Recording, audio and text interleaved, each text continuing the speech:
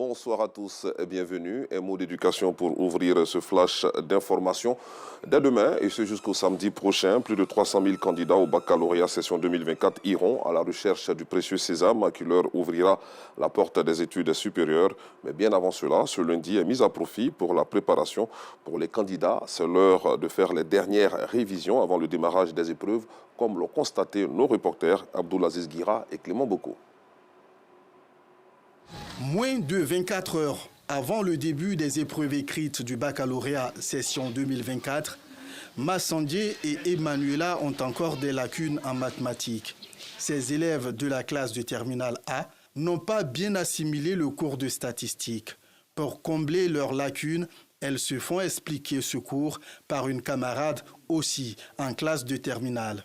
Les mathématiques, ça peut aider à l'examen. Surtout si tu as 15 en maths, là, ça peut augmenter tes chances d'avoir les amis. Parce que depuis le début de l'année, il y a des failles au niveau des maths plutôt. Comme ma camarade en série D, j'ai sollicité son aide pour pouvoir avoir un peu de niveau avant d'aller à l'examen. C'est en fait un coaching gagnant-gagnant. En assistant ses camarades en classe de terminale A, cette candidate au baccalauréat série D profite pour améliorer sa compréhension en français et philosophie. C'est pour dégager le problème du sujet et la notion, en fait, la définition de la notion. J'ai mis un sujet au tableau pour que nous puissions traiter ensemble et mieux m'expliquer. Nous sommes des camarades, il y a une qui est en D, terminale D et puis deux de terminale A. Donc, on s'aide dans les matières qui nous fatiguent un peu. Elle nous a aidé avec les statistiques, donc nous on l'aide dans les matières de français et la philosophie à plus améliorer. La veille de la composition est aussi propice pour se rendre dans son centre de composition en vue de prendre ses marques.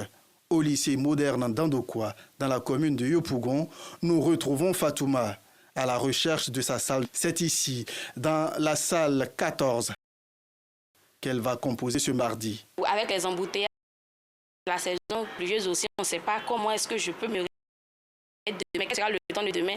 J'ai préféré venir ce soir pour chercher ma salle. Et puis, si Dieu me fait grâce que demain, il n'y a pas de pluie, il n'y a pas d'embouteillage, je sais déjà quand je rentre dans l'établissement, je sais où me situer. Dès ce 18 juin, ce sont plus de 300 000 candidats qui iront à la conquête du baccalauréat session 2024. Ces candidats sont répartis dans 559 centres. Les épreuves écrites du baccalauréat vont prendre fin le samedi 22 juin. Intéressons-nous à présent à la célébration de la fête de la Tabaski avec une question. Pourquoi réserver les testicules et les pattes de mouton aux personnes âgées? Le partage des parties de la bête immolée pour le sacrifice de la Tabaski est depuis belle lurette une obligation pour les croyants. Comment se fait la répartition de l'animal immolé? Le compte-rendu de Yacouba Koulibaly et Clément Boko dans la commune d'Abobo vous sera proposé à 19h30. Toujours à propos de la fête de la Tabaski, après la prière, les musulmans des communes de Cocodié et d'Abobo l'ont célébré hier dans la chaleur familiale. Le partage et les réceptions entre amis et collègues ont meublé ce moment festif. Le reportage de Stéphane Assouan dans la grande édition tout à l'heure. Autre sujet à présent, sur l'axe Adjamé-Plateau d'Okui, la pluie qui s'est abattue récemment sur le district d'Abidjan a ravagé tout sous son chemin. La grande façade de l'hôpital militaire d'Abidjan a été fracassée, emportée par les eaux de ruissellement. Des véhicules se sont retrouvés dans des caniveaux. Un arbre a été déraciné, obstruant la voie. Les détails avec Perpétue Pankakra à 19h30. Hors de chez nous, le Premier ministre israélien a décidé de mettre fin au cabinet créé peu après les attaques du Hamas menées le 7 octobre dernier et qui était chargé de diriger la guerre à Gaza. Les décisions en lien avec le conflit seront désormais prises par le cabinet de sécurité.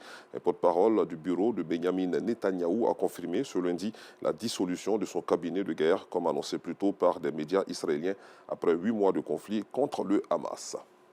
Rendez-vous à 19h30.